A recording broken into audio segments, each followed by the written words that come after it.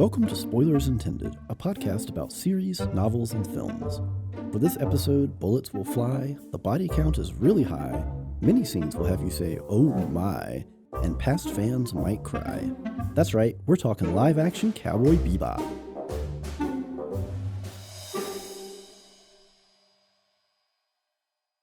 Hey everybody, welcome to the show. I'm Stephen Ford, joined as always by Andrew Knuckles. Hey, how's it going? And Joel Killingsworth. Hello.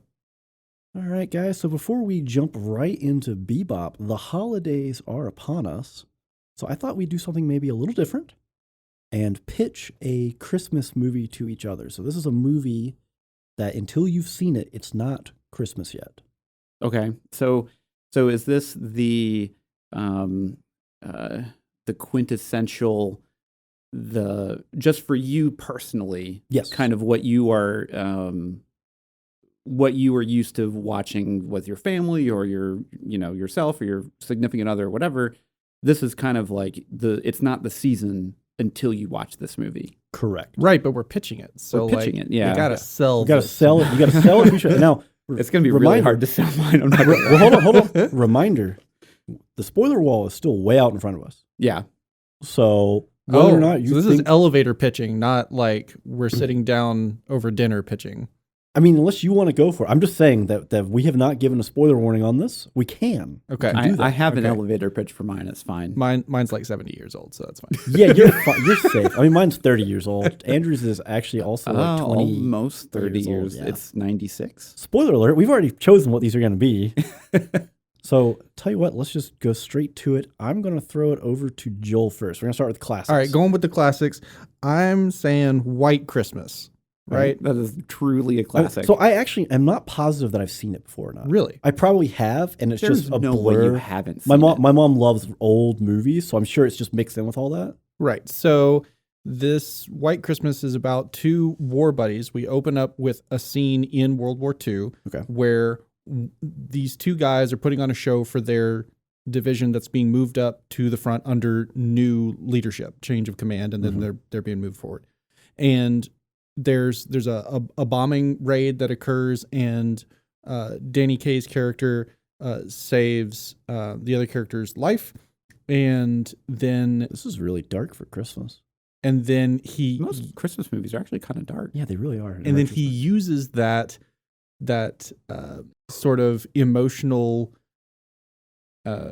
favor, Right. to manipulate the other guy who is like a talented and successful singer. To Is it Bing Crosby? Bing Crosby. It's always Bing Crosby.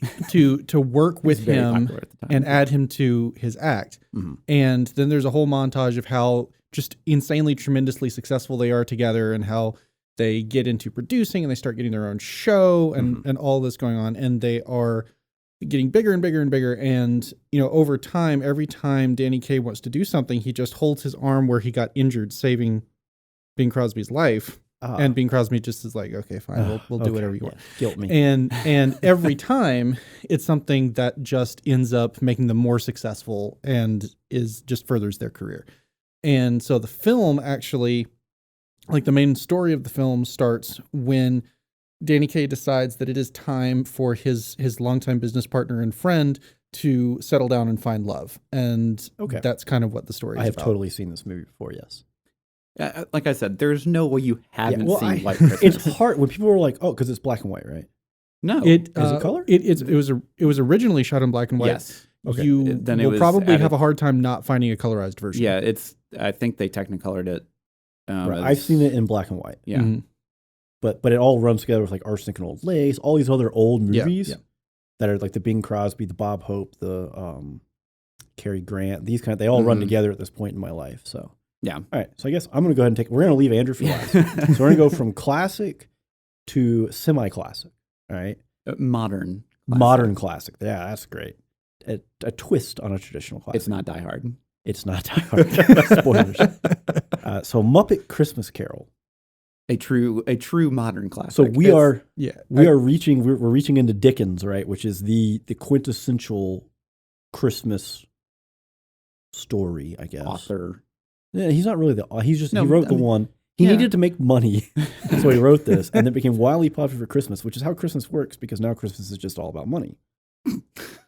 Anyways, less cynicism, more talking about me. So the premise is it's a Christmas Carol. It's Charles Dickens' story. I shouldn't have to tell you how this works. However, Muppets. So Michael Caine is Scrooge. He is phenomenal at both the cold, dark, humbug Scrooge, and he's also phenomenal at the post-turn, or the whole, I mean, he's just a great actor in general, but the whole progression that he goes through, he handles it so well. And you got to give the guy huge props because he's acting alongside Muppets. Because every other significant, really and truly significant character, his nephew is like the only other human. Yeah, because Tiny Tim is Kermit the Frog's kid. Yeah, so you all the major, the little frog, whatever that. Yeah, all called. The major characters you know from the Muppets. So Kermit, Miss Piggy, they are all. That's Bob Cratchit in the family. You have Gonzo as Charles Dickens being the narrator, with Rizzo as his accomplice. Accomplice. I butchered that somehow. Accomplice. I mean, you carry a compass with you to help you in times of need. Anyways, moving on. And they do a really great job. It's basically an accomplice, right? Kind of selling we're telling the story, but we're also Muppets, and there's really great humor. It's the classic tale with the modern presentation, with the Jim Henson touch. That's just so magical. So it's classic Christmas, but turned into a party because Muppets. Yeah, I guess you could go with that. It's just really, really well done, and just a brilliant production all around. Some of the technical feats that they overcame was great, but I just can't imagine being like Michael Caine and walking through that set, and there are all these holes because the Muppets have to fit through somewhere for these people to act with them, right? And it's just it's crazy how it all really came together, and it's just a great movie. Yeah. So it's actually been a really long time since I've seen a Muppet Christmas Carol. It is 100% worth watching. Yeah, as I'm pitching it right now. Oh yeah, no, I mean it's whenever I think of like Christmas movies, I do think of like Muppet Christmas Carol, Charlie Brown Christmas. Yeah, oh yeah, that kind of stuff where like you got to get the Rudolph claymation. Yeah, man, it's been a long time since I've seen that one. Anyways, so that was my pitch, and we're going to turn it over to Andrew. Yeah, which is the out of left field, really weird one. Sure, we'll go with that. Well, I mean, okay, so everyone always has, I'll say, very traditional Christmas picks. Just I'll say Elf, Die Hard. Well, if you want the offbeat one, it's Die Hard, right? That's the edgy. That's choice, always been someone has told me recently. I guess so, yeah. But it's one of those things where I also have an action movie, but it's an action animated movie. No. Yeah. So my pick is Gundam Wing: Endless Waltz. It is a Christmas movie. You can fight me on that. I'll go down on this hill. So what's the connection to Christmas? It takes place on Christmas, and fair enough. There was a big debate in one of our chats about what constitutes a Christmas movie. So one of the crucial elements is that it takes place during Christmas season. Well, it takes place during Christmas season, and then also the resolution of the film has to revolve around Christmas ideologies.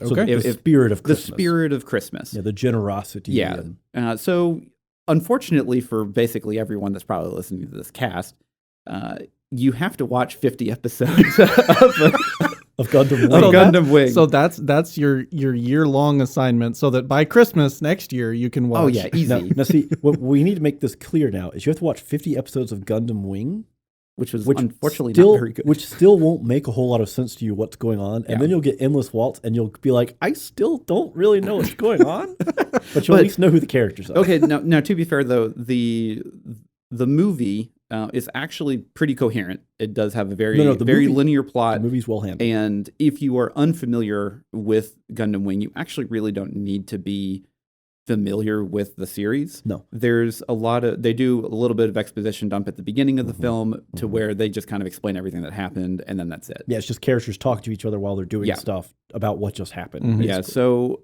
the whole film is essentially just Queen gets kidnapped, and essentially not the band. Not the band. I just want to make that clear. Yeah. You didn't say the Queen of what? It's not the band. Queen Relina gets kidnapped, and then essentially our 5 heroes are just trying to get her back. And by the end of the film, basically they just kind of make everyone stop fighting just because it is better to not kill people than to kill people, especially on Christmas. So we start out with the plot of Super Mario and end up incidentally saving Christmas. Yes. Okay. Yeah, in a way. Yeah, but honestly, the animation's great. The mech designs are awesome. Action scenes are fantastic. Yeah. It's honestly probably one of the better anime films that are relatively standalone that you can watch. That's spun off a series. That's spun off a series. Because there are some individual one-off anime films that are just incredible, yeah. really, really high. In which we'll probably cover those on the don't podcast. Say probably. That it will. Some of the stuff is going to come will up happen in eventually. I've seen our list. It's coming up. It definitely will not be the series of Gundam Wing. So not yet. We're not that crazy. Not yet. But anyways, yeah, it's a really fun one. My wife and I watch it every year, and it's definitely one of those where, you know, it's like an hour and 20 minutes of you just get to see big robots fighting, and then Christmas. Santa comes up. I don't see anything to object to. Yeah, there you go. Yeah, done. Okay, so we need to talk about Cowboy Bebop live action before spoilers happen. Yes. So Joel, what was our composite combined score for all 10 episodes of season 1 of the live action Cowboy So Bebop? looking at everything together, out of a scale of 10, 1 being there was nothing redeemable here, 10 being it was absolutely perfect, we collectively gave it a 6.2, which is not, I mean, it's generally positive, but not outstanding at all. There were we more have given higher scores. Yeah, there were more hits than misses. I think we can all agree there. I mean, obviously the score dictates that, and it was a mostly enjoyable watch. More enjoyable than unenjoyable, hence the over 5. Yes. It was a bit of a manic score in that there were some legitimate 9s and 10s in there. There were some 1s and 2s in there too, and a lot of both, kind of. The lowest individual score was a 3. Okay, so before we... I'm talking about individual moments. Okay, before we give kind of like the elevator pitch of why you need to go see this, before we talk about everything in detail, Joel, give us the synopsis. The short synopsis. And sweet. Short and sweet. Okay. So, dystopian future, we have buddy cops who are bounty hunters, and they fly around the solar system chasing bounties, and they have their own character arcs and stuff happens, but that's the basic gist. And hijinks ensue. Hijinks ensue. I think that's the phrase. Yeah. So we all of us here are in very varying levels of familiarity with the original work for the anime from 1998, and then like Joel's never even seen it. No, not at all. I am not. I am a fan, but I am not one of those that really thinks it's like the greatest anime of all time, and then Steven is in that boat. I mean, I have posters on my wall. I have a Spike Spiegel action figure inside my PC on top of a LED piece of acrylic that says you're going to carry that weight. Yeah. I'm a bit of a fan. He likes the original just as a thing. So Yes. what were your just initial thoughts, spoiler free, of course? Dude, did we need this? No. Okay. But we got it anyway. That was basically my initial thought of, there's a live action Cowboy Bebop. 1, do we need this? And 2, this could go horribly wrong. And I'm not here to say, we gave it a 6.2. Yeah. I'm not here to say that it did go horribly wrong. Yeah. It just could have gone more better. Well, and I actually think that I was the harshest one out of all of us. Right? Well, yes. Yeah. Can confirm. Yeah. I definitely had the lowest scores going into it. We'll get into that beyond the spoiler wall.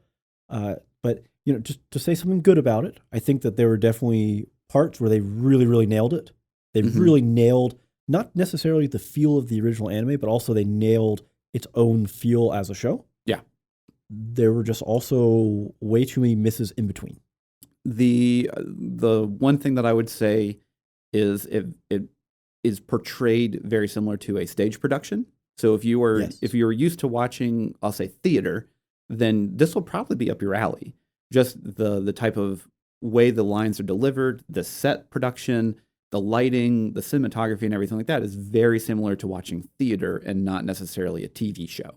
Yeah, would 100% because you made this comparison when we were chatting, I don't know, a day or two ago. And it does feel that way. A lot of the way lines are delivered feel like the actor feels like they need to project out to the back row, and that, as opposed to just a normal conversation. And that may be overcompensation for them trying to, I'll say, emulate like the anime style of very over the top line delivery and that kind of stuff. Right. Yeah. And I'll say from the perspective of not having seen the original at all, so just looking at this as if it were an original piece, I think that it really shines when you focus on the buddy cop element. I think that the relationship between the two primary characters came through very, very well, and it was very enjoyable to watch their interactions all the way through the show. And the texturing of the retro noir, where you have dystopian retro noir. Yeah. You have all of this sci-fi technology next to a 1970s automobile on a dusty road, right? Yeah. And so like it made for a very fun, interesting experience that was thoroughly reinforced by the choice of music that was used throughout. So it is enjoyable to absorb. And the going back to get the original composer from the original animated series really, really showed. Yeah, and Yoko Kanno's music is fantastic. And Absolutely. she did a very good job at composing some newer pieces for it. And then I know that they didn't just take the older tracks and then just put it on the new show. They most likely actually re-recorded a lot of the music. Yeah, definitely. So I think that about covers us for kind of the initial spoiler-free chat. So and then we're going to move forward. So if you don't want to carry the weight of spoilers, you have until the end of my shameless shill for patreon.com, Spoilers Intended podcast, and this lovely intermission music. Whatever happens, happens.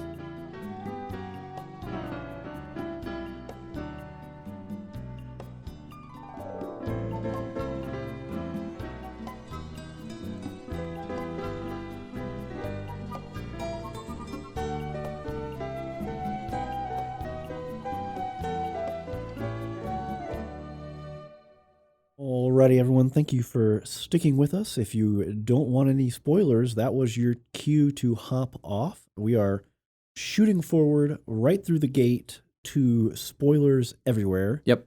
So I guess we will kick this one off. First metric. I guess we'll go over the rubric.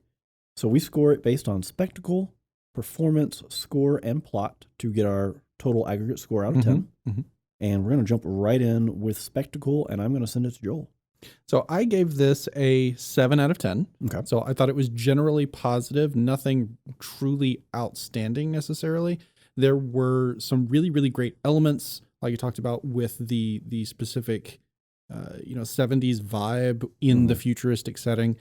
And there were wonderful moments of sequences that were just really, really great visual storytelling. Like the cold open of episode 1 was amazing, right? You get the general description of the dystopian world from the point of view of the guy robbing the casino, and he goes on this rant about the soulless corporations keeping everybody down. And then which is funny because Netflix is the one that because the soulless corporation is who made this. Yes. Yep. And then our heroes show up, and they are very quickly characterized, right? You have Spike showing up, and he's just being a loose cannon, doing whatever he wants to do. And then Jet comes up after and is like, you went off early. You were supposed to wait for me. What about the plan? What was the script? Yeah. And then with the guy that comes out of the bathroom, right? And that lets you know what tone the piece is going to be. It's humorous, right? There was the one guy who just took a break in the middle of his own heist to go to the bathroom. And then he comes back and he's got an inappropriate weapon, and you're not sure why it's inappropriate right away. Until you realize. And then he fires it, and you're like, oh, okay, so what's going to happen? And he punches a hole in the outer hull of the space station. You now realize that they're on. Yeah. Well, that was a really funny moment, because watching that with Lauren, she was kind of like, I don't understand why this is going to be such a big deal when he shot through all the holes. And I was like, it's totally because they're going to be on a space station. And it pulls back, and I was like, yep, that was... So did you ever watch the movie? Yes. Okay. So one of the things... There's also a Cowboy Bebop movie that takes place in between episodes 22 and 23. Yeah, which that scene is from, was on the movie. And yeah, anyways, carry on if you had anything else to add. On the flip side of that, Mm-hmm. the terrestrial scenes felt fairly empty. Like they just didn't populate them with enough extras. Yeah, that's fair. And there were moments where the CG which was generally very good, wasn't. Yeah. Right. And I think it was more like the green screening wasn't feathered in well. The two scenes that kind of stand out to me that just didn't really hit very well was the end of the first episode whenever the girl gets blown up in the spaceship and she's kind of floating there, which is a really iconic scene in the anime, which I'll kind of get to in a minute. But and then the final showdown with Vicious and Spike, and he gets he gets shot out of the window. Yeah, there was a lot of really egregious slow-mo, right? Because up to a certain point, it's a style choice. Beyond that, it's just, okay, what are you doing? Well, indulging yourself. So there's a reason for that, and I'll get to that here in a minute. But anyway, last point on the negative side was the costuming felt half done. Because like I'm gonna take it back to what is it, Indiana Jones, and finding Indy's jacket, right? And which Indiana Jones are we talking about? The first one, I believe. Okay. And so costume director goes out and gets a nice leather jacket, right? Character's supposed to have a leather jacket. And then spends the next, I don't know how long, beating it with rocks, chucking it in a dryer with rocks, hitting it with chains, until it looks like it's part of the world, not placed in the world. Well, it looks like someone he's worn this for the last several years of archaeological adventures. Right. Yeah. But the suits that Spike wears, one, look cheaply made, which I guess is fine. That fits, actually. But two, look perfectly new. Yeah. So there is actually a shot of him reaching into his closet, and there's all the same. There's like 8 identical suits and shirts. Yeah. So it's like they're kind of playing on the whole like Dexter's Lab thing, where he's like, "Oh, what should I wear today?" And he opens it up, and it's just the lab coat over and over again. Because with anime especially, when you define a character, a lot of times the clothing they wear is kind of a uniform. You could tell who the character is just by seeing their clothes. Yeah, and partially because of that. Most TV shows or most anime will only have, I'll say, maybe 1 or 2 outfits for a character, just because of the work involved in doing key animation for new outfits all the time. Well, there's also just the audience's recognition of the character. Right. And there's a new, basically a trend in anime now that's called charm points, which is, like whenever you have this big cacophony of like characters, each character is going to have some unique trait about them with their hair or something like that. So you can tell them by a silhouette of who they are or whatever. And silhouettes in Cowboy Bebop are very, very important. Because one, it's part of the noir, mystique, I guess. But then it also really helps you identify with all the characters, and exactly who it is every single time. All right. Well, I'm gonna pick up Spectacle as well. I'm gonna take all the points away from Andrew. That's fine. So I gave it a 6. Okay. And I agree. I think a lot of the CGI was pretty well done for what it is. It's not a big budget film. We're not watching Denis Villeneuve's Dune. But overall, seeing the Bebop, seeing the swordfish, which is Spike's jet, since that was not really explained. The red one. Yeah, they never actually gave it a name. But no, they didn't, and they skipped that episode. That's whatever. Seeing those individual elements in a quote unquote real, even though it's CGI, was pretty cool. And they felt like they had weight when the Bebop touches down in water, takes off. That felt good. And a lot of the sets, some of the city scenes looked good and felt good. I agree with you. There were several scenes where maybe they were out of town a little bit, or it was more of a rustic setting, and they just felt empty. There weren't even, the buildings are only like 2 stories high, but there were no trees. There's very obviously, there's this one level of stuff, and there is nothing behind it. There's no lines, none of that. Yeah. I will say, and I know it's not an episode that you particularly like, Andrew, but the Dr. Londas episode, the effect that they used to show that something is kind of off and that Spike is trapped in quote unquote the Matrix was pretty good. I did like that. That was, and it's almost like they just said, "Hey, we're going to do a bad job of green screening this." Well, and that was how they made it work. So I liked that effect. Being a professional graphic designer, I know that effect like by name. Oh no, I also it's in Photoshop. And whenever I saw them kind of like twinge into it while he was kind of like doing the full transition, you're just like, did I just see that? And then you watch it again, you're like, I think I did just see that. And then they got really hard into it, and I was like, ooh, man. Yeah, they put the slider like 90%. Yeah, and just because of the experience that I have outside of watching things, I did not like that. And my wife did not like that because we're both professional graphic designers. I recognize the effect they're using, but I also liked the commitment to it in terms of a visual storytelling. Yes, from the perspective of what they were trying to achieve, if you are not familiar with the technique, it is fine.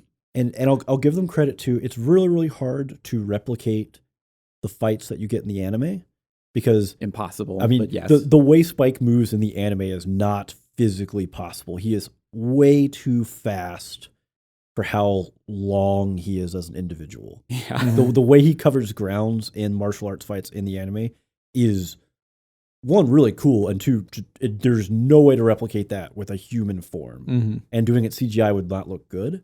So I think they did a decent job of still showing off a lot of different style, not just that they had fights, they had different styles of fights. They had really close-in knife fights, they had gun fights. They have people in ships shooting at each other. There's a lot of different things that they covered that added to it a lot, I think. Yeah. Can I go? I haven't nitpicked yet. Well, I did nitpick a little. It wasn't as full. It's kind of the same nitpicks as Joel. The world didn't feel as lived in as it could have. And I always think of, because it covers a lot of different genres, right? So the dystopian, cyberpunk type thing. So you think like Blade Runner. And Blade Runner felt like the original, felt like a full real world universe. Sidewalks were populated, ads, all these things, they were everywhere. So one of the reasons for that, outside of just Ridley Scott just being almost a master at set design and just feel and atmospherics and everything like that, the digital post-processing that everything goes under now has drastically changed over the years compared to what he had in 1984, 85. Somewhere in there. I'm sorry for all of our listeners that are like, it's 1982. What are you doing? 1979. What's wrong with you? Yeah. I'm sure Jill's going to look it up. He's looking it up. See, the real answer is going to be a number of years because it depends on which version. That is very true. The actual first version. Yeah, we're not the theatrical release. We're not George Lucas. But yeah, so the digital, I'll say, sheen that everything gets kind of put under now for post processing in cinematography is going to take a lot of that grit from, like, I'll say, realistic scenes away. Well, it's too crisp now, right? It's the soap opera effect where everything looks too everything. Good. Yeah, things don't fade out because of either the aperture choice by the lens or just because the film can't support this resolution. I'm watching this in 8K. I can see every pimple he does or doesn't have, that kind of thing. Okay, Joel, it was 82. I was right. Hey, nice. I didn't really correct you. I was just trying to give a range. Okay. So I'm just going to go ahead and take it here. And before I start giving scores and everything like that, it's always like I want to kind of say, because I'm definitely the biggest anime fan here, just in general. Even though you like Cowboy Bebop more than I do, it is very hard to emulate an anime in live action for a multitude of reasons, but mostly in the fact that you can have impossible angles, you can have impossible action scenes, even if they're based in reality, just because the animators can basically give you a shorthand of a fight just because they can cut out frames of how long it actually takes someone to punch someone or anything like that, and it makes it a much more frenetic and energetic kind of performance that if you don't cut frames out in a live action, you aren't going to get that same feeling because it's going to feel a lot slower, like they're fighting in molasses, even if it's the same timing and so if it's a 28 frame punch and they do it 28 frames in both ways, the anime is going to be a different feel because 28 frames in an anime is actually only like basically 2 full seconds because they're only 12 frames per second is a general kind of thing. Well, and also to your point about in an animated environment, right? You can put a camera on someone's shoulder, and as they throw the punch, the camera can run down their arm into the person who's getting punched face, right? Yeah. You can't without doing a ton of CGI or having a incredible budget that a TV show like production's not going to have. You just can't do that. Yeah. So like, there's a couple let's. I gave Spectacle a 7. Okay. Yeah. But so like one of the more iconic shots in the anime for Bebop was basically a top down shot of above this fan that's kind of going on and the interior of the Bebop. And basically Spike and Jet are just having a conversation. And that's one of the more iconic shots just because they use it a couple times. But then if you had to replicate that in live action, you have to build a set around to be able to do that shot. Right. It has to be realistic, not just from the front, but also from looking down on it. Yeah. And it also has to be safe enough to put a camera up there above a fan that also has to be safe and supported somehow. Yeah. And totally possible, but it takes money to do that. Where, unfortunately, it just means an animator probably just has to stay up a little bit longer and draw out some more keyframes. In some ways, being able to pick a new camera angle in animation saves money because it means there's less detail, right? My example of the punch running down someone's arm, well, suddenly you don't have to animate anybody in the crowd. It's just the arm and a whole bunch of motion blur because that's all you need. So kind of going into breaking down a lot of this stuff, it kind of like what you guys have said, it feels like the world is not really lived in.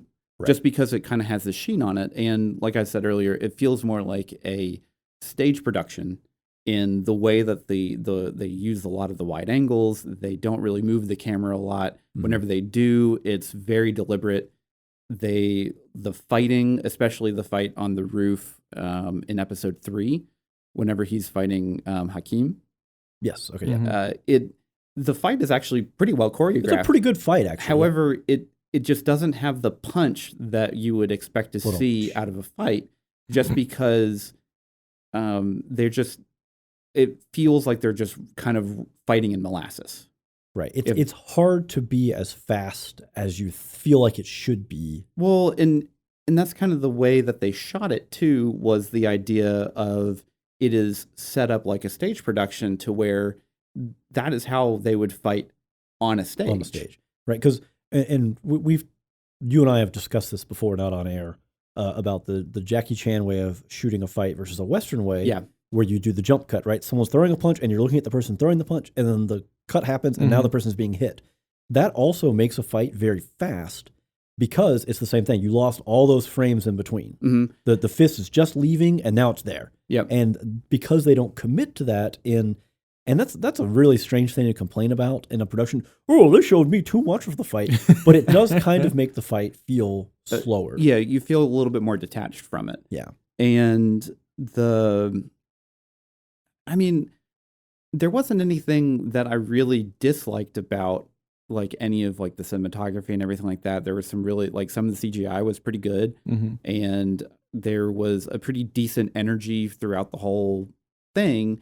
I just think that it wasn't where I would want it to be if I was a really big fan of the show, just from a lot of the representation and stuff that they did. Well, to piggyback on this, the camera choices, they especially through the first couple episodes, they did not do tight shots.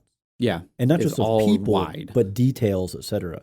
And then they finally, when they hit, I think it was the 4th episode. Yeah, whenever they got into going with the tree episode and then Jet's episode, that's when they really started having a lot more fun with the camera. They started doing stuff. And you have in the first episode of that, you have the really close up of the sushi cutter.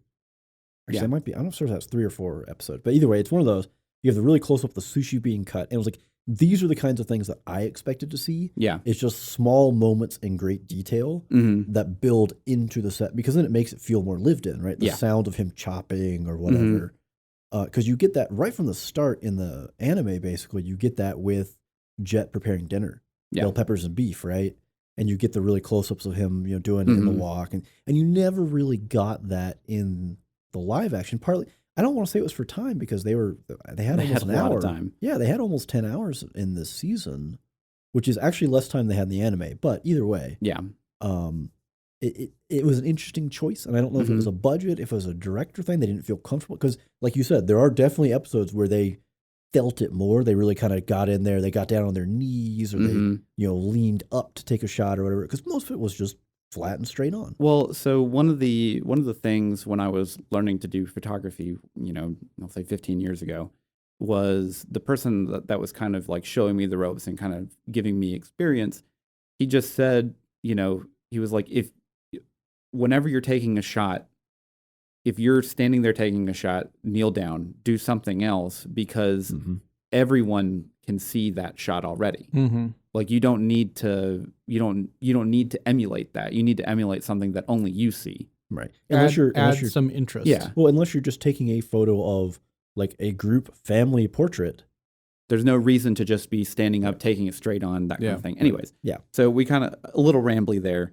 It was fine. It was good. I don't know if Joel had anything else he had to throw in there. No, I feel like I got it out there. Okay, so we're moving to performance. Yes, and we'll let you go first. I gave it a 4 out of 10. So definitely more bad than good. So the good part about the show was the style of stage presentation for the lighting and cinematography and stuff. I actually like that. I grew up on theatrical stuff. Yeah, that's right. You're a theater nerd. But I also grew up on theatrical stuff, and I don't like how theatrical people have to deliver their lines because they're like trying to talk to someone all the way in the back row. Or I did not like really any of the performances.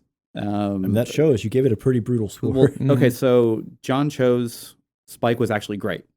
I thought he was a good casting choice. I thought Daniela was a great casting choice for Faye. She fits the visual part of what I would kind of expect out of a real life. Yeah. I thought Mustafa. Yeah, Mustafa Shakir. Yeah, Mustafa. I thought he was a great Jet. I actually really liked the choice that they picked for Ed. I thought he fits the bill pretty well. A little controversial. I've seen many people really object to the way Ed is introduced. Yeah, one of them is like right here, I think. That's fine. We'll get there. We'll get there. I thought the weakest casting choices was clearly Vicious. I don't think that he. Interesting. He just did not fit the character that was portrayed in the anime. And again, I try not to just directly compare it to the show, but it's kind of hard not to whenever they kind of try and emulate, like they go through a couple episodes where there's just clearly this was just the episode in the anime, but they just have an hour-long episode instead of 20 minutes. Yeah, they have to put in some twists and a little extra just to make it work. Yeah. So that's really interesting. So unless you have any more major points, I would like to go next because no, not really. Relates. I mean, it's I felt that maybe some of the what people may consider overacting in their defense may be direction, or it's like, hey, you need to punch that line a little bit harder because this is how we want it to be done to emulate an anime. And create anime, a specific tone. Yeah, right? Anime is very over exaggerated in motion, in delivery, and everything that you just can't replicate it. Which is interesting because Cowboy Bebop is actually probably one of the more understated. It is. Well, until you introduce Ed. Until you introduce Ed and Faye. Faye is yeah. But between just Jet and Spike, unless they are in a fight, they are very and that's non-dynamic. And that's why most people that I've seen really liked Jet and Spike because they're the most realistic. That would be the easiest to translate over to a live action. You're not trying to translate an anime. Where Faye is such an enigma in both shows and she's so over exaggerated in basically every scene that she's in both shows that it's really hard to take the live action one more seriously, if that makes any sense. No, that makes perfect sense. Joel? Yeah, so I gave performance a 6. So still not fantastic. Slightly, a little more positive than negative. And I actually want to say that from the perspective of not having any expectations going in, I thought that Jet's casting as Mustafa Shakir and Vicious casting, which is Alex Hassel. Yeah. I thought those were the two best character performances in the whole piece. Really? Yeah, I did not like Vicious's costume design. I thought that his wig was really bad. It undercut what he was trying to do with the performance. I really didn't think the wig was that bad. Never try and just have white hair unless you just have white hair. And in the flashback episode, it was much more palatable because it wasn't all up in his face, right? Like he had it tied back. He had it back up in a ponytail. But I thought that he portrayed just an uncontrollable psychopath really, really well, and I enjoyed watching him as a character. Maybe it was just a lot of the shots that they had of him were really close, and it's just bug eyes like the whole time. So my issue there, I actually thought that casting was quite good. I thought his portrayal was quite good. I think the actual issue is we got too much of him. Maybe so. In the anime, there's 26 episodes. Vicious is only in 5 of them. And maybe a max of screen time of 8 minutes. Right. So he doesn't get very many lines. He's just kind of the menace that's lurking. He's like the Darth Vader at the end of the hall. Right, yeah, from Rogue One. Yeah. Where he just shows up and kills a bunch of people. Mm-hmm. And that's just what he does. And the name already told you what he is. He's vicious. You got it. Yeah. Cool. Yeah. Nailed it. Don't need anything more. So it may just be that we got so much, because he was in every episode, we got so much of him that it was just too much. It lets you think less of the character because it's not the lurking menace. It's just another dude. Yeah, well, yeah, because then you get into it's like, well, I just know you too much. Like, you know how the sausage is made now. I mean, I'm not sure that I agree. It's keep going, Joel. He didn't have a lot of different notes to play. No, which is true. There wasn't a whole lot of range because he's either placid or he's trying not to kill whatever's in front of him, or he's actually killing whatever's in front of him. Right. And so I guess I could see it a little bit there. I still enjoyed all of his screen time. But that's just a difference in taste, I suppose. Going back to Jet's performance, I felt like that was the best character work out of the whole piece, and I really, really enjoyed that. Everyone else I would put at acceptable to poor. Okay. With Spike, John Cho being on the more acceptable level, and basically everyone else being on the poor level. And then it really dipped for me in the portrayal of the assassin LeFou, and then at the very end Ed.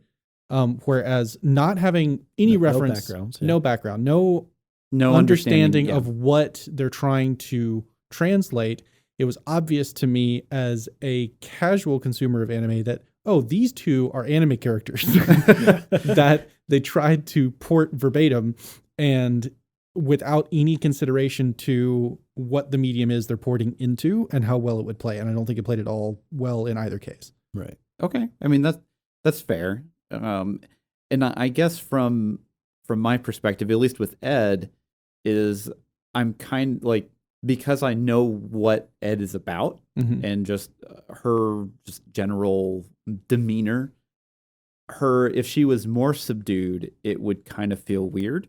Mm-hmm. Where like it's kind of it's one of those weird things, like the way that Daniela portrayed Faye in the live action compared to Faye in the anime is a different take, but relatively the same energy. And same thing with Jet and Spike. So I was kind of expecting that with Ed, and if they toned her down a little bit, then it would just feel even more awkward, I think. Right. So I did before we move on. One honorable mention. I did want to shout out. He played a bit part in the tree episode. Byron Call. He played Faye's contact that she was hunting down, who got kidnapped by an eco-terrorist. And then subsequently turned into a tree. Right. That actor, Byron Call, is a regular on the skit comedy show out of New Zealand, Viva La Dirt League. Okay. And so I just thought it was really cool getting to see him in a bigger production. In something else. Yeah. That's nice. Yeah. So I gave the performance a 7. Okay. And gonna, echo some stuff that's already been said. Mustafar's portrayal of Jet. Mustafa. Not Star Wars. He is far. Yeah. He is not a volcanic planet. He was smoldering the whole time.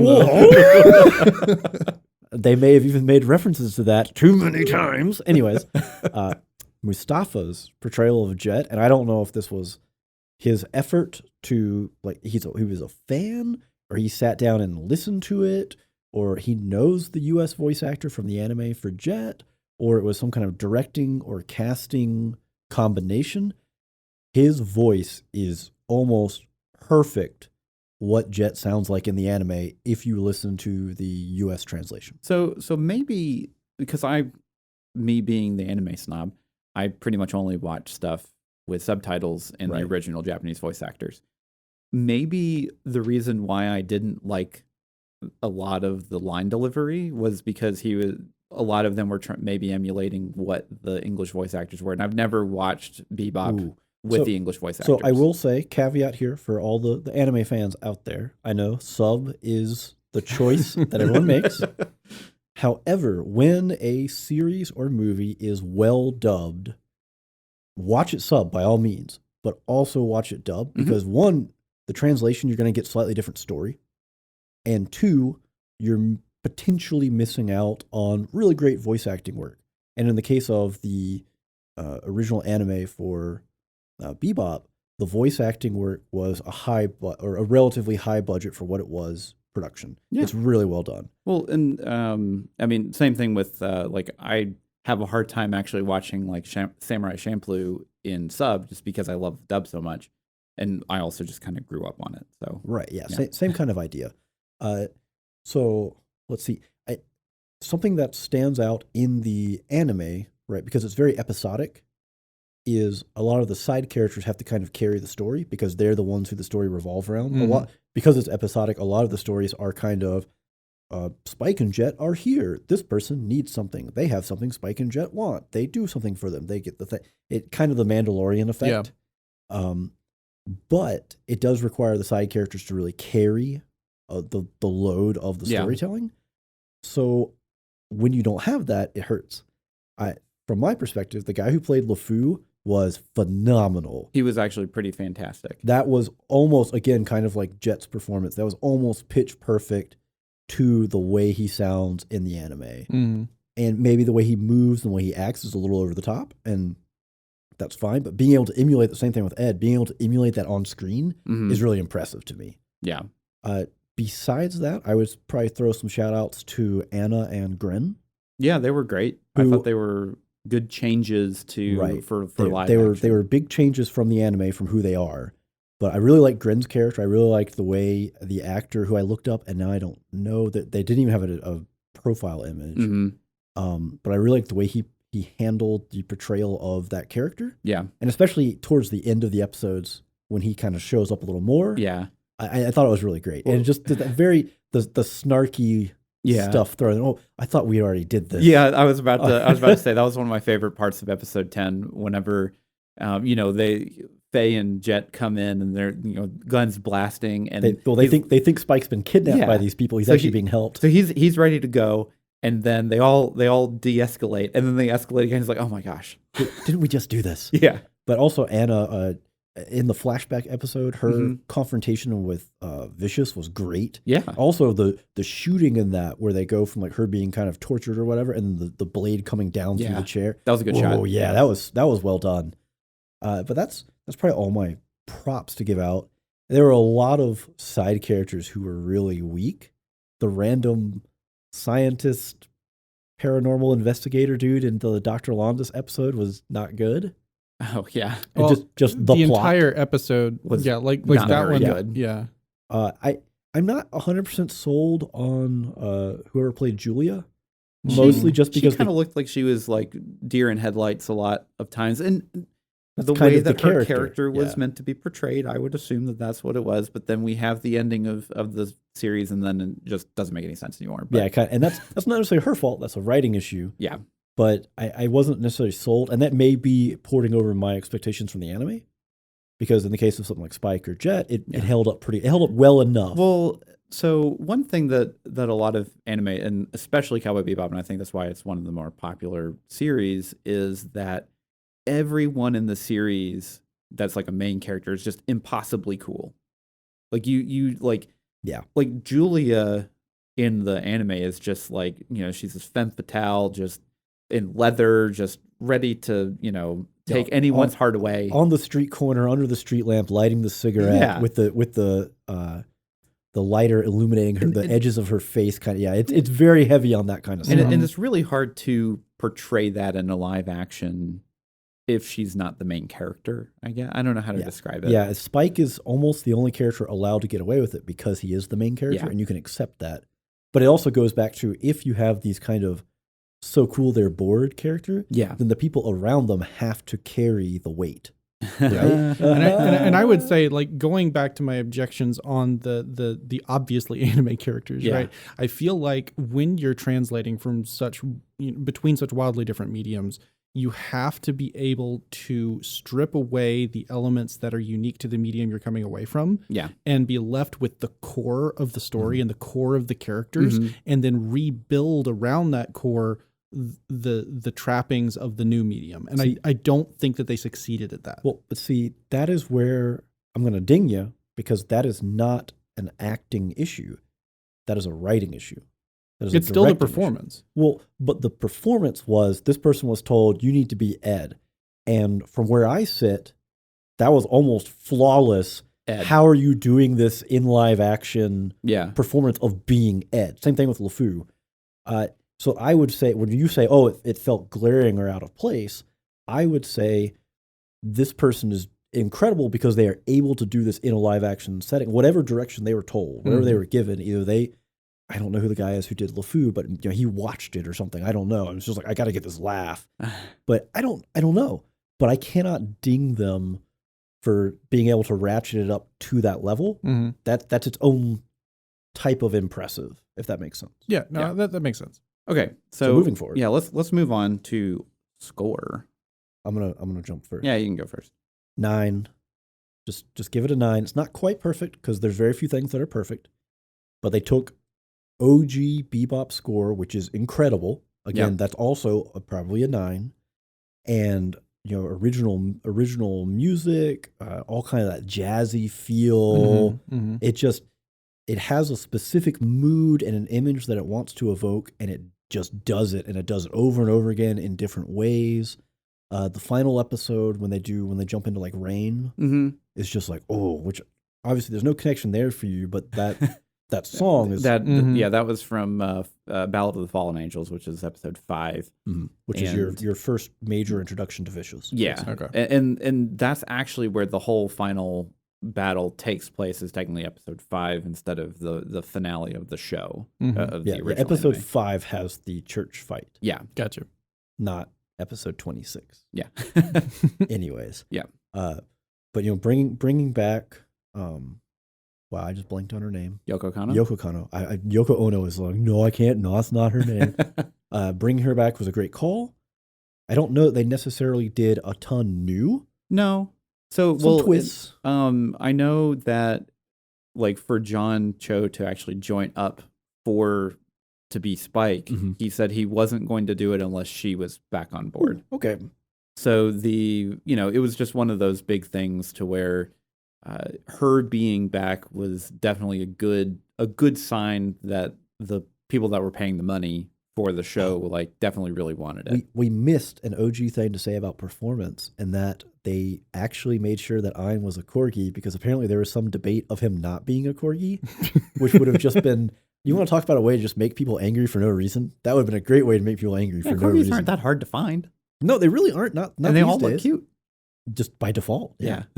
Anyways. Okay. So, Joel, what was your score? No, I thought it was very good. I gave it an 8. So to me, an 8 is really positive. It's not quite like exceptional, but it is very, very good. I felt that there were throughout instances where it was supporting not only the emotional content of the scene, but it was doing so in a textured manner that supported the world building and the way, like the lens they wanted you to see the whole world through. Yep. Had that noir feel, very jazzy, very flamboyant, without being ridiculous at all at any point. Yeah.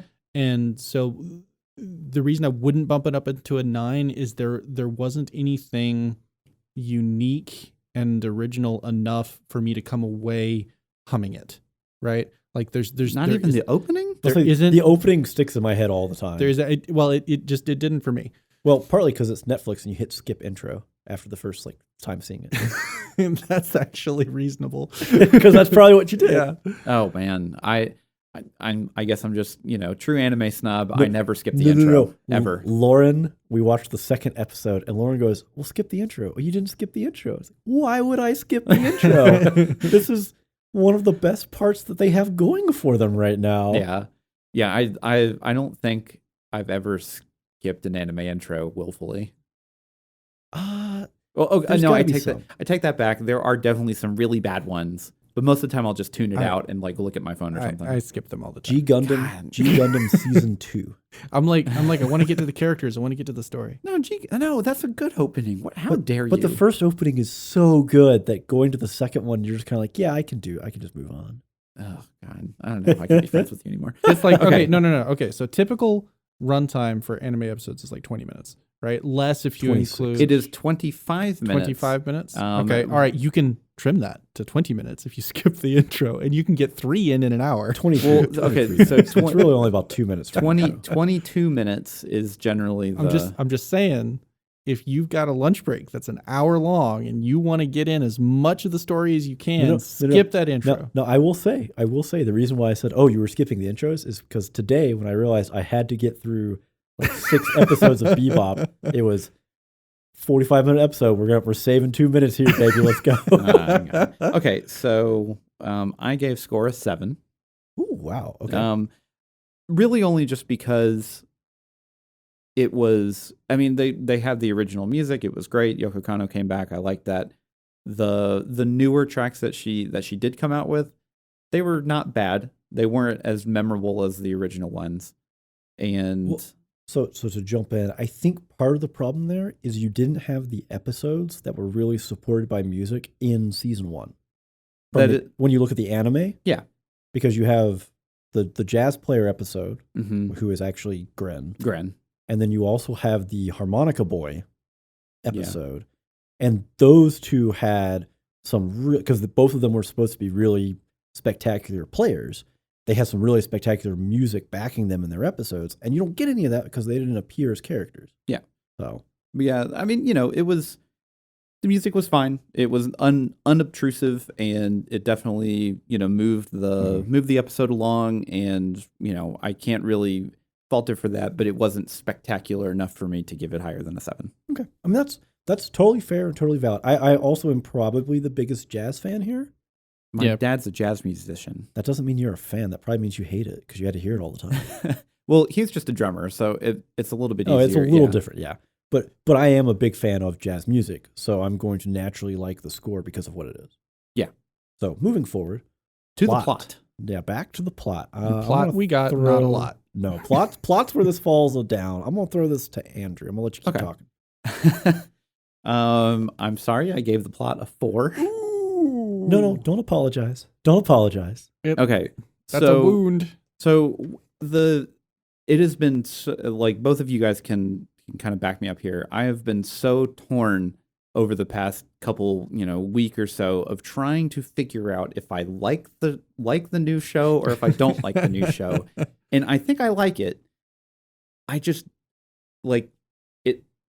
You guys have heard this analogy before. It's not going to hit as good as it did the first time, but basically the show on almost a scene by scene basis, whenever they hit it real close to the bullseye. Mm-hmm. But they're not there, but they're almost there. And then whenever they miss, they just look over to the instructor and they shoot him. And it's one of those things where the highs are pretty high and the lows are really low. Yeah, well, I think I alluded to that earlier as well, where I was talking about, you can have some 10s, but you got some 1s too. Yeah, and So what do you think is one of the biggest misses? Okay, so one of my biggest complaints with the original anime was I felt that the 20-minute episodes are not long enough to tell the story that everyone wants to hear and watch. I always kind of felt if you added another 5 minutes to this with a little bit more content, that's pretty valid. You'd have a full episode and a full story, and you'd feel really satisfied. Because some of the episodes in the anime just kind of leave you lacking a little bit right at the end. Mm-hmm. Well, it kind of feels like watching Star Wars Visions, where you're like, oh, I want that was so really good. I want more of that. And you're just kind of, or you have other stuff where you're like, this is okay, but I feel like if they had more time, it could have been better. Yeah. And you do get, it's the episodic nature. Yeah. So then when you come to the live action and I'm watching an episode and I know that this is a 45-minute, hour-long episode, I'm like, they have the time. They can expand on this. This is the exact same, essentially, story arc that they are giving these characters in this episode that they've already done. It is pretty much written for them. And then they just don't do anything with it. Sometimes, like the Dr. Landis episode, like that was one of the more interesting episodes in the anime, and they just did nothing with it. It just wasn't just zero. It wasn't interesting. There was just nothing. And I do want to say, in defense of what I feel like the design intent for the episode is it's supposed to be this crystallizing moment for Spike in realizing that he loves Julia. He does love Julia. He needs to go back. The running that he's been doing is not going to fulfill him. He has to go back for her. Absolutely. No, that was definitely the purpose of the episode. But it didn't work. We already knew that. Yeah. We didn't need that. Spike probably didn't really need it either. He just needed to see her or something. Yeah. Then you're set. So I'm not going to go through every single episode. It's impossible to do that in the amount of time that we have for an episode. Right. So I'm just going to go kind of spark note quick bullet points here of just things that I didn't really like that just didn't really sit tight with me. I don't like that Spike had a completely different name, Fearless, that everyone actually like treated as his first name. I thought that was dumb. I'm just going to say what that about now. Vicious? No, Vicious is a more like, it's very much an anime name, but it is a name that I could accept as a name, where Fearless is just a description. So to add to this, right, you have the General Grievous effect. Yeah. Of, well, you've told me he's a bad guy. Vicious. Cool. I know he's a bad. That's all you had to say. I knew he was a bad guy. The Fearless thing is just kind of like, what else are you telling me about? Like, they really wanted just to have the two sides of the coin. Yeah. So they needed it to not be Spike Spiegel and Vicious, because that's not really balanced. Yeah. Now they had to have this, and it was weird. It was kind of awkward, and it just nobody, like, Julia's like, oh no, I'm dating a monster. Everyone calls him Vicious. I don't know what you expected. No, like I mean, I'm totally down with Fearless being a dumb name, but like along with that, I'm gonna say Vicious is also a dumb name. But see, that's the thing. No, that's the thing. We already know from the anime they've made the General Grievous mistake once, and now they chose to make it twice. You can't double down on a bad choice and it still somehow become good. Okay, so one more thing. It's not that I minded that Jet had a daughter in the anime. He does not.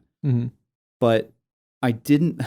This is such a pedantic and petty thing, but I didn't like that her name was Kimmy, because it doesn't roll off the tongue, and he says it so many times in so many episodes that it's just very grating. If they would have picked like a name like Sarah or something that is easier to say than Kimmy.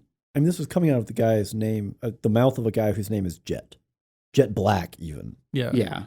So just that bothered me, just because he just said her name so many times. Well, her name, the character name aside, I really liked having her existence, because her existence was fine. It really reinforced the buddy cop element of the show for that character to exist, for there to be this side thing that Jet was always working towards and always trying to finagle things to get in good with his daughter. And it was always stuff that got messed up by the stuff that he had to do with his partner. And so that was a really fun dynamic. Like the doll, I actually, like, I know y'all have said bad things about the doll off air, but I really loved the doll. No. Because the pursuit of the doll was actually pretty good. Okay. It was everything else around it was not. So, okay, I will say the one thing, like at the final episode, whenever they finally save Kimmy and he hands him off to her mother, and then the other cop, I guess her husband or whatever, shows up, and then she's like, and then she called him dad. I was like, oh, that's just soul crushing. It is. And it is. But that is an accurate thing, right? Because he's trying to do all these things to be involved in her life, and then it's just this crushing moment. Which is kind of the theme of his character, right? Like everything goes wrong for Jet. Well, I mean, that's kind of the theme for all of them. Everything goes wrong. Right, but everyone else makes their own bed. Jet doesn't. Yeah, because he fair. That's fair. Loyal to a fault, and it is definitely a fault. Yeah, because he still tries to support Spike, and he gets burned for it every single time. Yeah. And he tries to support Faye, and he gets burned for it. He tries to help other people, he gets burned for it. Mm-hmm. And he is definitely the tragic character of he just tried he was framed for being a bad cop, and he was definitely a good cop, and he just that's just what it was. And he's definitely one of the more tragic characters. I loved one of my in the original anime, Faye is by far my favorite character. She's the most compelling character. She has the best arc for the entire show. Her backstory is the most interesting. Definitely the most interesting, and they mostly kept that intact. When they played the VHS tape, so that little bit where it's her past self talking as if talking to her future self, it annoyed me so much. So this is actually really cool to see, because that is blow for blow from the anime. Right. It is 100% anime material, which at its very core has over dramatic emotional touch points. Right. But at the same time, it's like an 8-year-old and doing this, so it should be overly dramatic. But so the only thing that was left in her box of her whole identity when she goes under for cryosleep is a recording of herself cheering her future self on. Yay, go, you're amazing. That is, in no realistic world is that even a thing. What?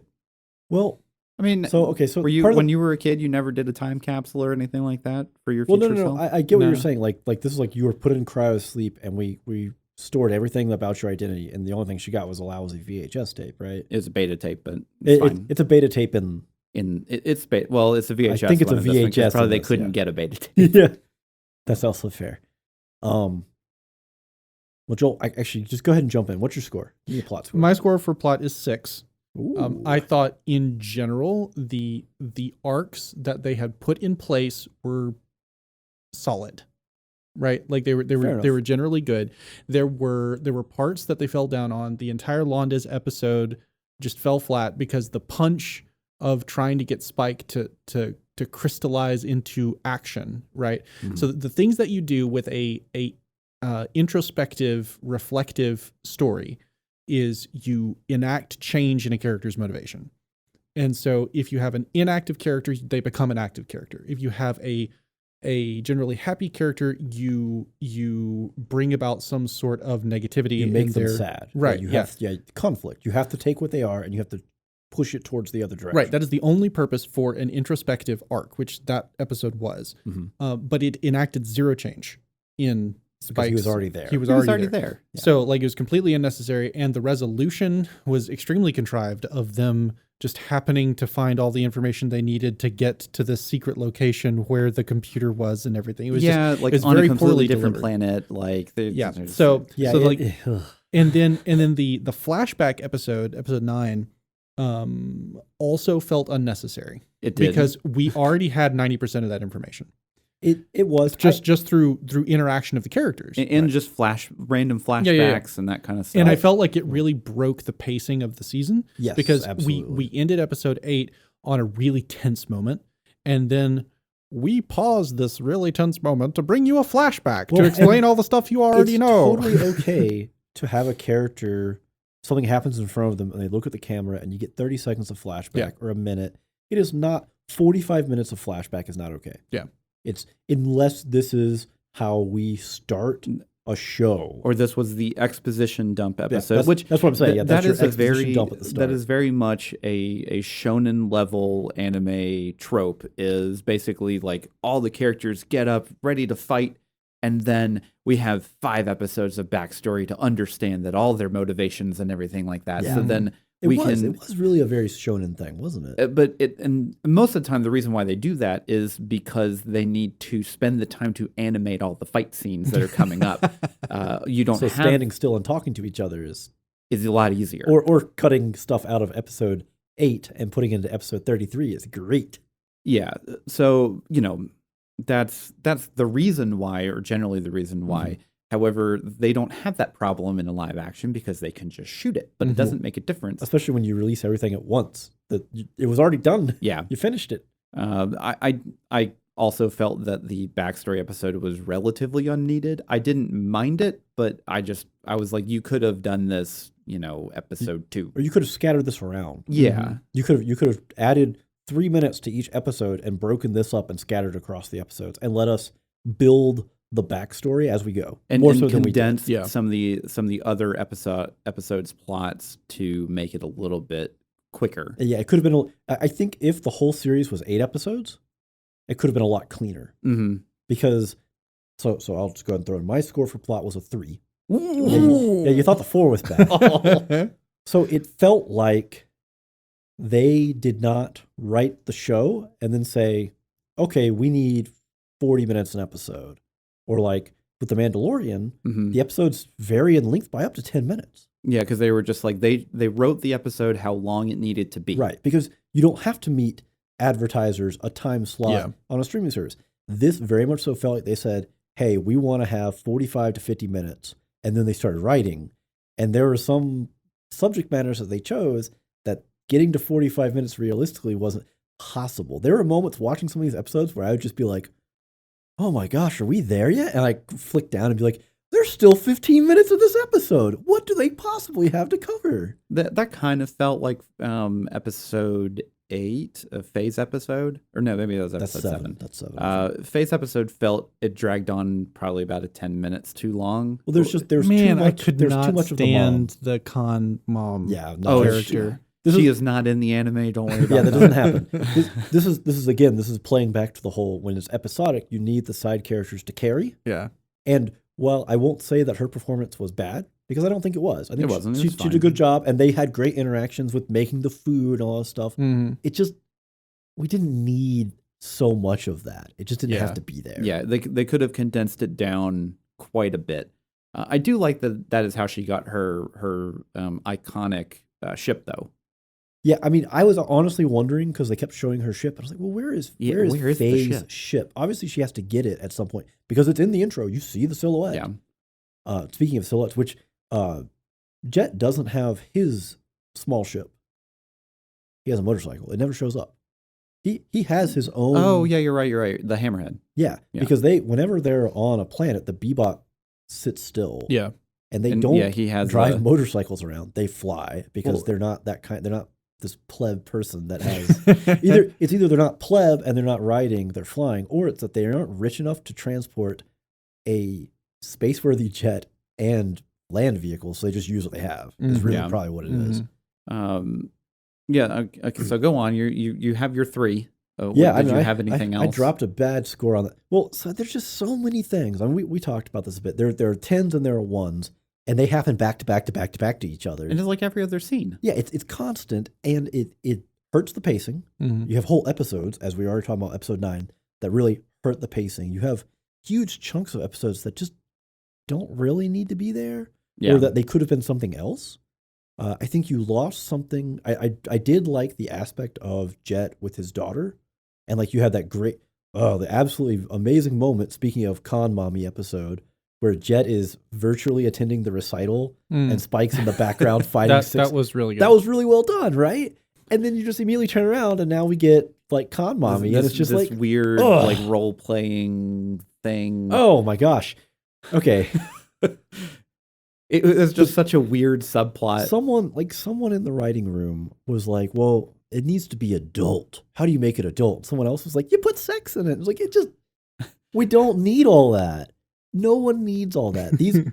I think one of the things that gets me a lot, and this is something that's brought up on a really good video. I actually sent it to y'all earlier today. I don't know if y'all had time to watch. It's like 25 minutes long. It's not short. On YouTube. Why you need to watch Cowboy Bebop? Yeah, why you should watch Cowboy Bebop. It's on a channel by a guy who is who does name. Some stuff. He does stuff. His name is Super Eye Patch Wolf. So that's his name? His mama gave him that name? It's YouTube. He chose that name. But it's a really great kind of breakdown or diagnosis of what makes the series work. And he also talks about formative media, so stuff that you watch when you were in your teens and early 20s. Yeah. So you're still kind of insecure, uncertain about yourself and these things and the impact they can have at that age. And then when you go back to them when you're older and you're wiser, you know more, and you watch it and you're like, does this hit the same? Mm-hmm. Does it hit different? Do you see something different? And that kind of defines great media versus just okay media. Yep. Well, one of the things he talks about is how the characters in the anime, they don't really have arcs. They don't really develop and change because they are adults who have already been broken by their past. Mm-hmm. And it's really, the story is more just about them carrying the weight of their past. And the mistakes that they've made. And trying to live with it and not necessarily just recover from it, but just continue to be a person with these burdens. I mean, you look at a character like Faye, where she has no past, she has no family, no connection. This is monstrous tragedy, go in therapy forever kind of thing. Yeah. There's just no recovering and being a functioning person from that. As much as you really want the character to be and become that, it's really difficult to have an arc with that character. And that was also kind of the purpose of Ed in the anime, was that Ed was vibrant, alive, and young, has not made the mistakes, and has the chance to do better. Mm-hmm. Whereas these people are kind of just beaten up and just kind of carrying on, doing whatever they can, right? Well, and kind of going on Faye, like that, her basically essentially having this unconsolable void in her life. Mm-hmm. That is like her whole quotation marks arc is her finding basically a surrogate family in the Bebop. Mm-hmm. And her accepting that, she cares about these people and they also care about her, and her accepting that she doesn't have to be in survival mode, right, for forever.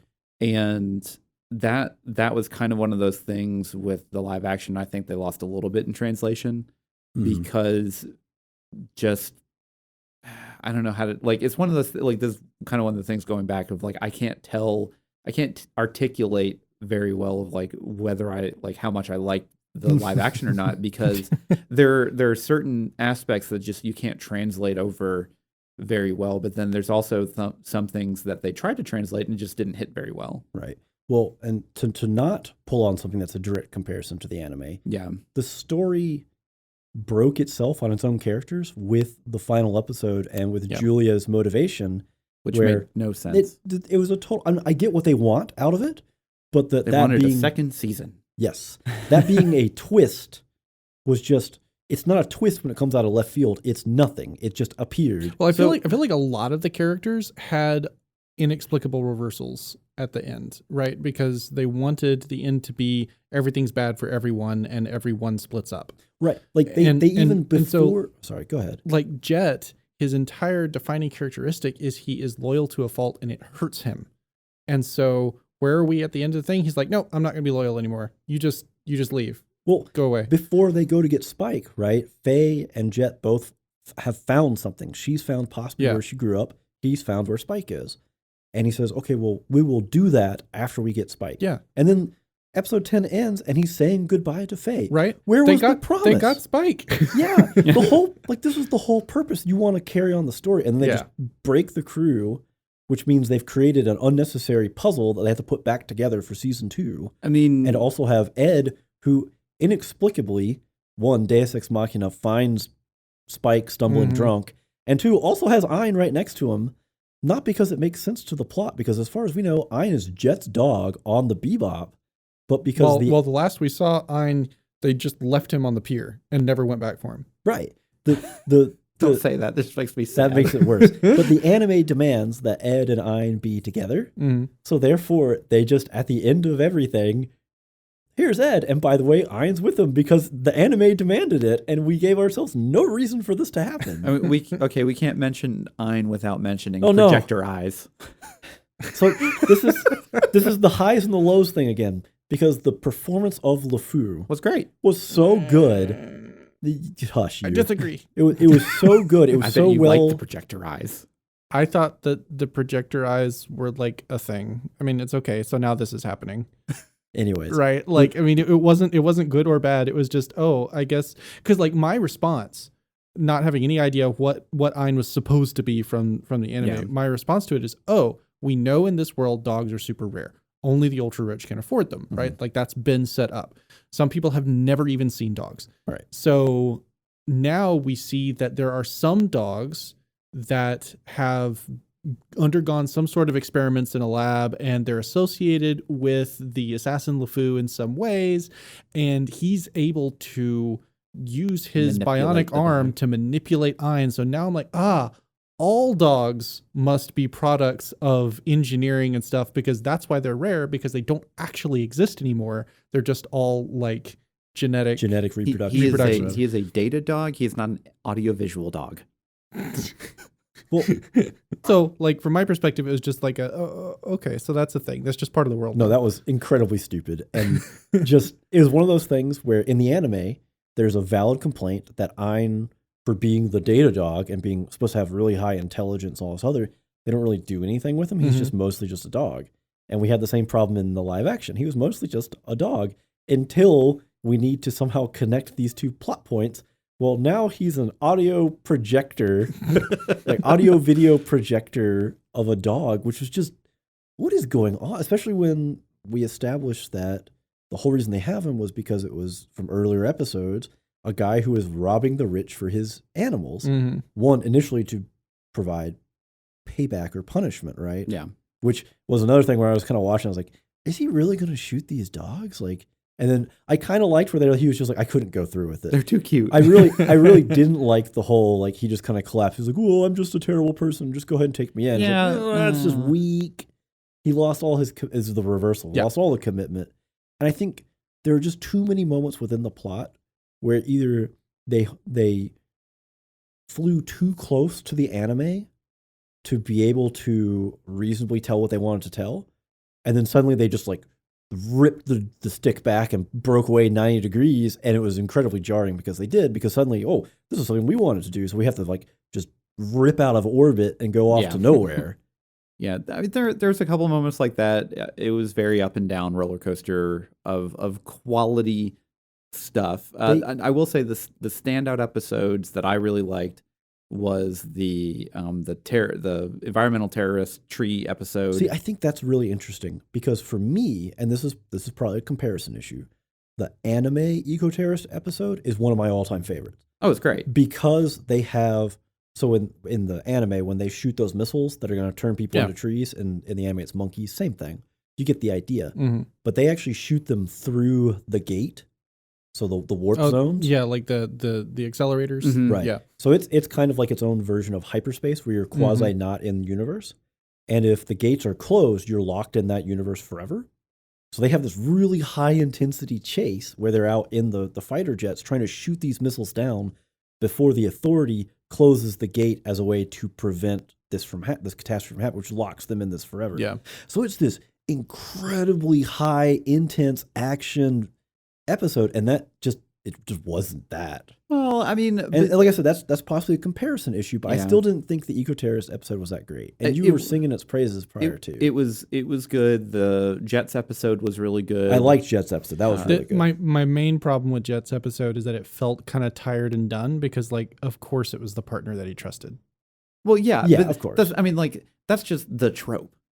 That's just the noir trope. Well, it also works too because we just talked about Jet's personality characteristic is he's loyal to a fault, right? So he would never look at his partner, his longtime buddy, and say, "This guy is the one betraying me," because that's just not part of his personality. But then you also get the really good interaction between Faye and Spike of them like comparing bounties. And, that was really good. The tango scene was great. Was that shot by the same people? Because that was so. We have camera angles. We have close-ups. We're like doing neat things. Where was this for so long in the show? Okay. Anyways. So I think we've pretty much beaten it to a pulp. We've covered the. So let's go on to just our arbitrary faithfulness score, or faithfulness and originality, because it's kind of doing both here. Well, see, I'm going to do originality because to me, coming at it, it's like an original piece. Yes. Right? Because I don't have anything to compare it to. Nothing there. So go for it. Oh, well, I'm going to give it a 7. I feel like the feeling, the setting, right? You've got the solar system, and you've got the familiar celestial objects that have been terraformed, and there are people living on them. And as a fan of The Expanse, I am very partial to this setting. Like this is it feels it's great. It's very much so an Expanse-like setting, and in that sense. And then kind of reskinning that with the 70s noir feel is just really, really fun. Mm-hmm. And however, the plots that were utilized within this setting, not really that original. That's valid. And so I kind of ended on a mostly positive 7. Yeah. So for me, for faithfulness, because I do have experience, a 3. Oh my gosh. Yeah, I'm gonna be brutal on that one because it's one of those things where it's like looking in a funhouse mirror, right? Yeah. And it's you, but it's you 300 pounds heavier or whatever, and it just it doesn't work, right? It's very obvious that you're looking at a warped mirror. So the anime is considered one of the greatest of all time animes for broadcast by many people. Yeah, I mean, that's not a subjective us just saying we think that. It's critics I may not think it's a GOAT. Basically, everyone else does. That's totally fine. And whenever you, as a production company, you're like, we want to make a live action Cowboy Bebop, you can't go any higher than that. Mm-hmm. You are automatically going to drop down at least a tick or two just because everyone considers this to be one of the best. Well, and from a nostalgia aspect, right? From Netflix's point of view of I want to make money on this, this is one of the formative animes for the U.S., the Western audience. This for millennials, for our era, but for it coming over, this Dragon Ball Z, Gundam Wing, these are the Outlaw Star. These are the initial, the first hits free kid moment of welcome to anime for our generation. Yeah. So it's the low hanging fruit of, hey, this is as popular as it gets, but it's so popular because it's so good. Yeah. That I agree with Andrew. The only way to go is down. There's almost no way to improve on the source material in a realistic way. Yeah, just because it was already at essentially the pinnacle of what you could have as a show. Right. And I'll absolutely admit every single time, Cowboy Bebop is a great show. I just like Outlaw Star better. Andrew's like, why couldn't you have given them the budget? Well, I mean, that's the thing, though. I mean, Watanabe, he's a fantastic director, and he does an amazing job of writing his shows and everything like that. Like, well, what's crazy is... And Outlaw Star at the time was adapted from a manga and it's not just original content. Well, what's crazy too is for Watanabe, that's the first show that he was the director of. Yep. Everything else he'd done, he was a director for episodes, etc. Or like an AD or something. He had done Macross, and he was on Stardust Memory Gundam. Yeah. 0083. Yeah, 0083. Yeah. So he had done those prior to, and this was his first big major opportunity, and he just picked it up and just blasted it out of the park. And then it's like, well, where do we go from here? Then he makes Samurai Champloo, which is fantastic. Again, pick it up, blast it out of the park. Yeah. And there, these, I don't want to be like, oh, these people, you people, but Netflix for whatever reason decided, hey, this is the show we're gonna remake. And so, like, if they were gonna remake something, like, I'll say if they're gonna just pick his works, and then remake something, Samurai Champloo would have been so much easier to remake because it's not sci-fi. It's just like Shogun era, Edo period samurais. That's not an invalid statement. So my personal belief, right, is when you want to make a remake, you don't go out and find the 97 out of 100 score. You go and find the 50. Yeah. Because even if you put up an okay effort, and then you still are going to look better by comparison. Well, and you can elevate the material where Bebop, you just can't do that. I gave it a 6. Okay, I so y'all were quite kind. I was not. There were some decent parts in there that I really liked. There were some other parts in there that I didn't like, as you've already heard. And I thought, it was fine. It exists. It's so hard to quantify because we're all over the place of, do I like this? I don't know if I like this or not. It's so hard. Yeah. And it may be a year from now, go back and rewatch an episode and be like, yeah, I actually really did like this. One thing, or maybe I don't. One thing I am going to try, sorry, Joel, I know you're trying to talk. One thing I am going to try is I'm going to go back and watch it in basically the dub, but with the original Japanese voice actors.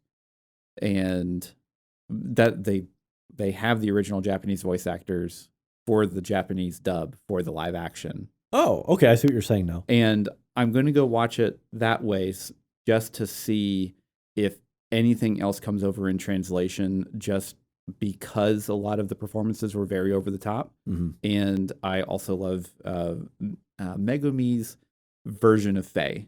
She just has such a good voice, and she's also Rey's voice actress in Neon Genesis Evangelion. She's Lena Inverse from Slayers, like one of my favorites. One of the big names. Yeah, just one of my favorites. And so I'm going to try it again that way and see if anything else comes over and I maybe enjoy it or more. I don't know. And I will say that as I was watching this, I was pulled forward through the episodes. It was not a slog to get through it on the momentum of the quality of the first, I'll say, 4 episodes. Yeah, right. And I think that says more about like where it started to fall apart as opposed to the overall experience, because like I ended on kind of disappointment, whereas during I was very much, I'm enjoying this. Yeah. Okay. Well, that's the middle parts. I think the Jet episode hits at 5, and then that was really good, and they have a really hard time repeating after that, and it kind of falls apart from there. Yeah. I think Joel needs homework. He should go watch the original anime and report back at some point in the future. At some point in the future. We have a lot of homework for this show. A lot of homework. All right. Well, I think on that note that we have covered everything we need to cover, we want to cover. So until next time, I'm Steven. I'm Andrew. And I'm Joel. And every spoiler was intended. Thanks for listening to this episode of Spoilers Intended. If you would like to join the conversation and maybe suggest something you think we should review, head over to Discord. If you really liked what you heard, you can also support us on Patreon. Links are in the description below.